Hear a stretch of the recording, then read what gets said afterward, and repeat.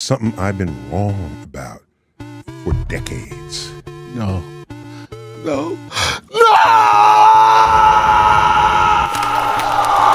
So, this is Earth as we've been taught to think of it from childhood. Right.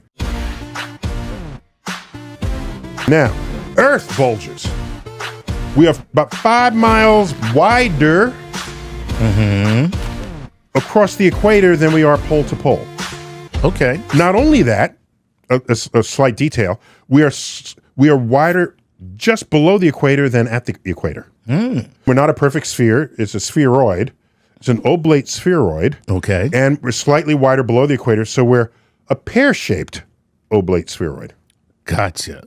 Okay? All right. Pear-shaped. I calculated this. Okay. Okay? We can measure it and we know. All right.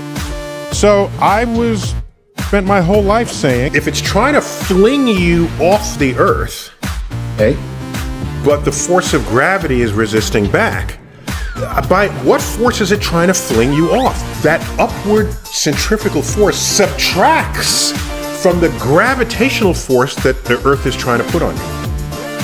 It subtracts. Okay. So Chuck, what do you weigh here and now? 192. I'll give you the 190 pounds, okay? Okay. So if you do the math, you run to Ecuador, you will not be 190 pounds. You'll be like 185 pounds. What? That's how significant it is. There are pounds less that you weigh for living on the equator than for living anywhere else, simply because the spinning Earth is trying to fling you off. Nice. Yes. Yes, it's significant. That's wrong. Uh-oh. Here's the deal. It turns out everywhere on the geode, you weigh exactly the same. What?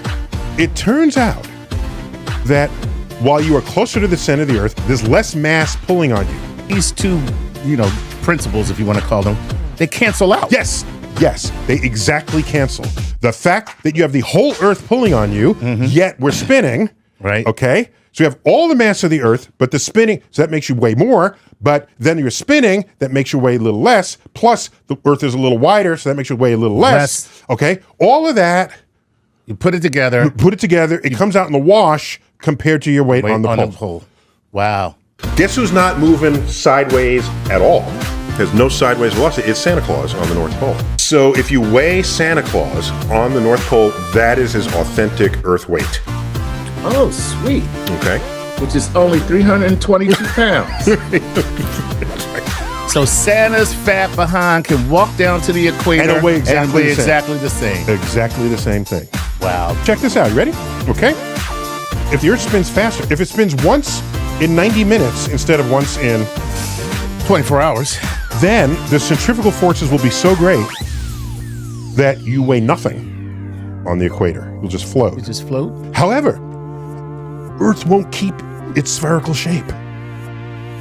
It will become a pancake? Yes! This is the fun part! Oh my gosh! Okay, so the Earth will start flattening. As it flattens, the equator gets wider and wider and wider, and you are weightless out there. If Earth becomes this huge disk, what happens to the North and South poles? Well, they just become where you put the record pole. Yes, exactly. That's They're just a spindle. They're just a spindle. Right. They're right there in the middle. right. Therefore, how much do you weigh? You don't weigh anything. And so everybody still weighs the same. That's pretty wild. It's wild. Except you're floating out there. You're floating out here, but no matter where you are on it, you weigh the same. You weigh the same, which is zero. Right. Because on the poles, there's no mass between you and the center of the Earth, because you are at the center of the Earth, because you flatten to a pancake. So there you go, flat earthers. Not everybody can be a robot polisher.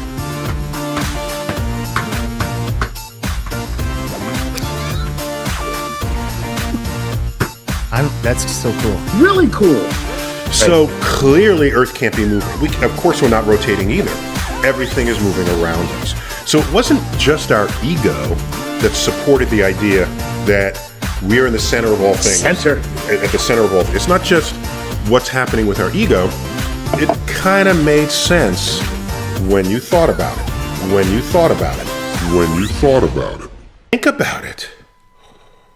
think about it, okay?